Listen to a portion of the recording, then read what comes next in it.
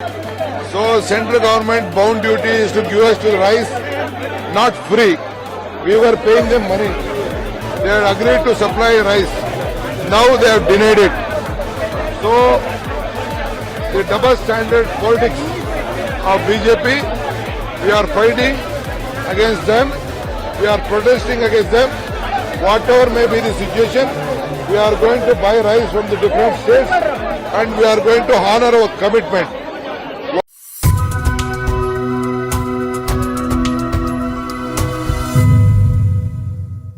സൗജന്യമായിട്ട് ഞങ്ങൾക്കൊന്നും വേണ്ട, ഞങ്ങൾക്ക് കേന്ദ്രം സൗജന്യമായിട്ടൊന്നും തരുകയും വേണ്ട, ഞങ്ങൾ അതിന്റെ എല്ലാ ചിലവും വഹിച്ചോളാം. അർഹതപ്പെട്ടത് തന്നെയാണ് ചോദിക്കുന്നത്. ഞങ്ങൾ ഏതെങ്കിലും രീതിയിൽ നിങ്ങളോട് വന്നിട്ട് ഞങ്ങൾക്ക് എന്തെങ്കിലും തരണേ എന്ന് പറഞ്ഞ് കെഞ്ചുകയല്ല, മറിച്ച് അതിന് എത്ര ചിലവാണ് ആ ചിലവ് വഹിക്കാൻ ഞങ്ങൾ തയ്യാറാണ്. അതല്ലാതെ പാവപ്പെട്ടവന്റെ പാത്രത്തിൽ കൈയിട്ട് കളിക്കുന്ന ഈ രാഷ്ട്രീയ കളിയുണ്ടല്ലോ, അത് ജനങ്ങൾ തിരിച്ചറിയും. കർണാടകയിൽ കോൺഗ്രസ് ജനങ്ങൾക്ക് നൽകിയിട്ടുള്ള വാഗ്ദാനങ്ങൾ പാലിക്കാതിരിക്കേണ്ടത് BJPയുടെ ആവശ്യമാണ്. അതുകൊണ്ട് അവരെന്ത് നാറിയ കളിയും കളിക്കും എന്നുള്ളതാണ് DK ശിവകുമാർ വിളിച്ചു പറഞ്ഞത്. അതായത് കർണാടകയിൽ ഒരു വലിയ വിഷയം നടക്കുകയാണ്. കർണാടകയിൽ കോൺഗ്രസിന്റെ തിരഞ്ഞെടുപ്പ് വാഗ്ദാനങ്ങളിൽ ഏറ്റവും പ്രധാനപ്പെട്ട ഒന്നായിരുന്നു അന്നഭാഗ്യ. പാവപ്പെട്ട സാധാരണക്കാരായിട്ടുള്ള മനുഷ്യർക്ക് അവരുടെ ഒരു കുടുംബത്തിലെ ഒരാൾക്ക് 10 കിലോ അരി വെച്ച് കൊടുക്കുക എന്നുള്ളതാണ് പദ്ധതി. അതായത് ഒരു കുടുംബത്തിലെ ഒരാൾക്ക് 10 കിലോ മാസം. അപ്പൊ 5 പേരുണ്ടെങ്കിൽ 50 കിലോ അരി ആ കുടുംബത്തിന് കിട്ടും. BPL കാർഡുള്ള ആളുകൾക്കാണ്. ഇതൊരു വലിയ ഒരു പ്രഖ്യാപനമാണ്. സാധാരണക്കാരെ സംബന്ധിച്ചിടത്തോളം അവർക്ക് വലിയ ആശ്വാസം ഉണ്ടാക്കുന്ന ഒരു വലിയ പ്രഖ്യാപനം. കോൺഗ്രസ് ഓൾറെഡി അവിടെ കയ്യെഴുതേറിക്കൊണ്ടിരിക്കുകയാണ്. എന്നാൽ ഈ 10 കിലോ അരി കൊടുക്കാനുള്ള കോൺഗ്രസ് സർക്കാരിന്റെ പദ്ധതിക്ക് ഒരു വിലങ്ങിടുകയാണ് കേന്ദ്രം. കേന്ദ്രം ഒരു കാരണവശാലും കോൺഗ്രസ് സർക്കാരിന്, കർണാടകയിലെ സർക്കാരിന് ഇത്ര തോതിലുള്ള അരി കൊടുക്കാൻ തയ്യാറാവുന്നില്ല എന്ന് മാത്രമല്ല, എല്ലാ ഇത്തരത്തിൽ അരി കൊടുക്കുന്ന നീക്കങ്ങളും കർണാടകയിലേക്ക് തടഞ്ഞു വെച്ചിരിക്കുകയാണ്. അപ്പൊ സ്വാഭാവികമായിട്ടും കർണാടക സർക്കാർ ഈ വിഷയവുമായി ബന്ധപ്പെട്ട് കേന്ദ്രത്തെ സമീപിക്കുകയും അപ്പൊ അതിൻ്റെതായിട്ടുള്ള വകുപ്പിൽ നിന്ന് അവർക്ക് കത്തയച്ചു കൊടുക്കുകയും ആ കത്തയച്ചു കൊടുത്തതിന് പിന്നാലെ യാതൊരു തരത്തിലുമുള്ള നടപടിയും ഈ വിഷയത്തിൽ കേന്ദ്രം ഉണ്ടാക്കുന്നില്ല. തുടർന്നാണ് DK ശിവകുമാർ രംഗത്ത് വരികയും DK ശിവകുമാർ അതിശക്തമായിട്ട് ഇതിനെതിരെ വരികയും ചെയ്തു. DK ശിവകുമാർ പറയുന്നത്, ഞങ്ങൾക്ക് ഛത്തീസ്ഗഡ് അരി തന്നിട്ടുണ്ട്, പക്ഷെ ആ അരി മാത്രം പോരാ, മറിച്ച് കേന്ദ്രം വ്യക്തമായിട്ട് ഞങ്ങൾക്ക് അരി നൽകണം, ആ അരി നൽകുക തന്നെ വേണം എന്നുള്ളതാണ് കേന്ദ്രത്തോട് DK ശിവകുമാർ പറയുന്നത്. അത് വെറുതെ ഞങ്ങൾ എന്തെങ്കിലും പറഞ്ഞിട്ട് തരികയൊന്നും വേണ്ട, ഞങ്ങൾ അതിന്റെ എല്ലാ ചിലവും വഹിച്ചോളാമെന്ന് അദ്ദേഹം എടുത്തു പറയാണ്. എന്നാൽ ഈ പദ്ധതി സത്യം പറഞ്ഞു കഴിഞ്ഞാൽ കർണാടകയിലെ BJPയെ സംബന്ധിച്ചിടത്തോളം അതൊരു വലിയ തലവേദനയാണ്. അവര് ഏത് വിധേനയും ഈ ഒരു പദ്ധതി തടയാനുള്ള എല്ലാ ശ്രമവും നടത്തും. കാരണം 10 കിലോ അരി വെച്ചിട്ട് ഒരു വീട്ടിലെ ഒരാൾക്ക് കിട്ടിക്കഴിഞ്ഞാൽ സ്വാഭാവികമായിട്ടും ആ സർക്കാരിനോട് ഒരു കൂറുണ്ടാകും. അത് ഏത് പാർട്ടിയുടെ സർക്കാരാണോ ആ പാർട്ടിയുടെ സർക്കാരിന് അവിടുത്തെ ജനങ്ങൾ സല്യൂട്ട് അടിക്കും. അപ്പൊ എങ്ങനെയെങ്കിലും ഇത് തടയണം. അപ്പൊ തടയാനുള്ള എല്ലാ പരിപാടിയും BJPയും കേന്ദ്രവും ചെയ്യുന്നുണ്ട് എന്നുള്ളതാണ് നിലവിൽ DK ശിവകുമാർ ആരോപിക്കുന്നത്. ഒന്നാമത്തെ വിഷയം എന്ന് പറയുന്നത്, കർണാടകയിൽ ഇനി അടുത്ത കാലത്ത് BJP വരുമോ എന്നുള്ളത് പോലും സംശയമാണ്. വേറൊന്നും കൊണ്ടല്ല, അവിടെയുള്ള ഗുണ്ടായിസത്തെ, അവിടെയുള്ള എല്ലാ രീതിയിലുള്ള മാഫിയ സംഘങ്ങളെ, വർഗീയവാദികളെ, സദാചാര ഗുണ്ടകളെ എല്ലാവരെയും, ഉദ്യോഗസ്ഥന്മാർ, കൈക്കൂലി വാങ്ങുന്ന ഉദ്യോഗസ്ഥന്മാർ എല്ലാവരെയും നിലക്ക് നിർത്തി വെച്ചിരിക്കുകയാണ്.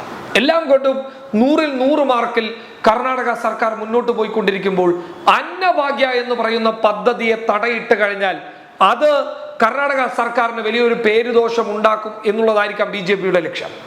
അത് തന്നെയാണ് DK ശിവകുമാർ പറയുന്നത്. ആ പദ്ധതി പാതി വഴിയിലിട്ട് കോൺഗ്രസ്സുകാർ പോയി എന്ന് BJPക്കാർക്ക് വിളിച്ചു പറയണം. പക്ഷെ അതിനുള്ള അവസരം ഞങ്ങൾ ഉണ്ടാക്കില്ല. ഞങ്ങൾ ഏത് വിധേനയും അരി ഇവിടെ എത്തിക്കാനുള്ള സംവിധാനം ചെയ്യും. പക്ഷെ കേന്ദ്രം നിലവിൽ അരി തന്നേ മതിയാകും. അതിനു വേണ്ടിയിട്ടുള്ള എല്ലാ കാര്യങ്ങളും ഞങ്ങൾ ചെയ്തു തരും. അത് ചെയ്തു തരില്ല എന്നൊന്നും ഞങ്ങൾ പറഞ്ഞില്ല. എത്ര ചെലവായി കഴിഞ്ഞാലും, എത്ര കോടിയായി കഴിഞ്ഞാലും ഞങ്ങൾ തരാൻ തയ്യാറാണ്. ഞങ്ങൾ കടമൊന്നും പറയുന്നില്ലല്ലോ.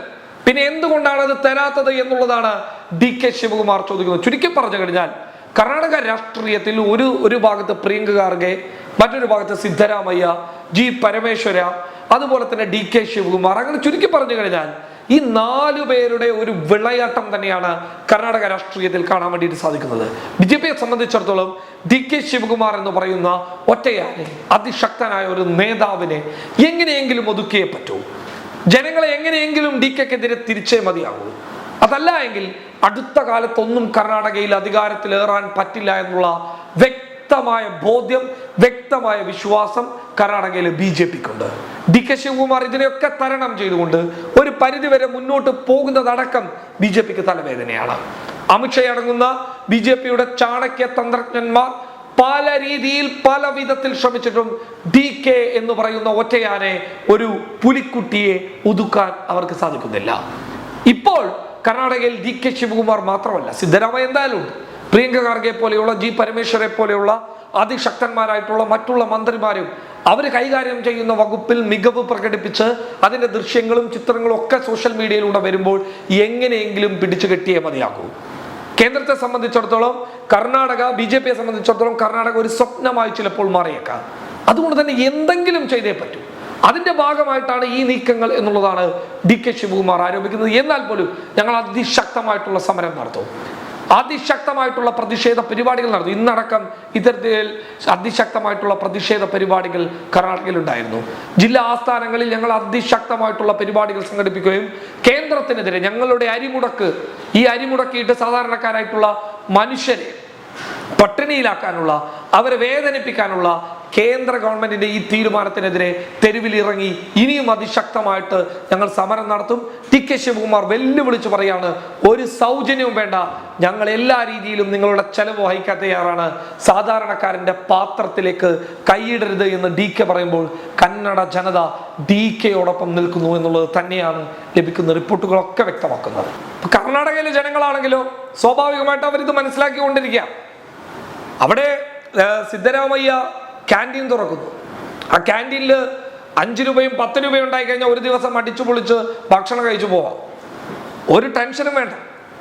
അപ്പൊ കർണാടകയിലെ ജനങ്ങളെ സംബന്ധിച്ചിടത്തോളം എല്ലാം സൗജന്യമായിട്ട് ലഭിക്കുമ്പോൾ ഒരു സർക്കാർ ചെയ്തു കൊടുക്കേണ്ട കാര്യങ്ങൾ സൗജന്യമായിട്ട് കൊടുത്തിട്ട് അധികാരം പിടിക്കുന്നു എന്നുള്ളതല്ല, മറിച്ച് ഒരു സർക്കാർ അധികാരത്തിൽ വരുമ്പോൾ സാധാരണക്കാരന് സന്തോഷിക്കാനാകണം.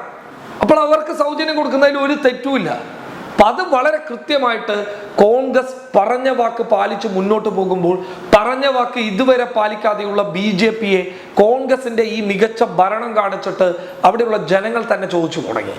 ഇപ്പൊ ചുരുക്കി പറഞ്ഞു കഴിഞ്ഞാൽ DK ശിവകുമാർ പരസ്യമായി മാധ്യമങ്ങളോട് കേന്ദ്രം അരി തരുന്നത്, അരി കർണാടകയിലേക്ക് തരുന്നത് മുടക്കുന്നു എന്ന് പൊതുജനങ്ങളോട് വിളിച്ചു പറയുമ്പോൾ പൊതുജനങ്ങൾ ഇതൊക്കെ കാണുകയാണ്. എന്തായാലും DK ശിവകുമാറിന് തെരഞ്ഞെടുപ്പ് സമയത്ത് ഉണ്ടായതിനേക്കാൾ ജനപ്രീതി ഇപ്പോഴുണ്ട് എന്നുള്ളതാണ് അവിടെ നിന്ന് വരുന്ന സർവേ റിപ്പോർട്ടുകളൊക്കെ വ്യക്തമാക്കുന്നത്. കർണാടക സർക്കാർ ചുരുക്കി പറഞ്ഞു കഴിഞ്ഞാൽ DK തന്നെയാണ്. കർണാടകയിൽ അങ്ങനെ ഒരു സർക്കാർ വരാനുള്ള കാരണവും DKയാണ്. അപ്പൊ എന്ത് സംഭവിച്ചു കഴിഞ്ഞാൽ, എന്ത് നെഗറ്റീവ് ഉണ്ടായി കഴിഞ്ഞാലും പോസിറ്റീവ് ഉണ്ടായി കഴിഞ്ഞാലും അത് DKയുടെ തട്ടിൽ ഉണ്ടാക്കും. എന്തായാലും അരി വിഷയവുമായി ബന്ധപ്പെട്ട് BJP കർണാടകയിൽ പെട്ടിരിക്കുകയാണ്. കോൺഗ്രസ് സർക്കാരിനെ ഭയപ്പെടുത്താൻ ശ്രമിച്ചുവെങ്കിൽ പോലും പിന്നീട് അത് BJPക്ക് തന്നെ തിരിച്ചടിയാകുന്ന ഒരു കാഴ്ചയാണ് കർണാടകയിൽ നിന്ന് കാണാൻ വേണ്ടിയിട്ട് സാധിക്കുന്നത്. News desk public Kerala.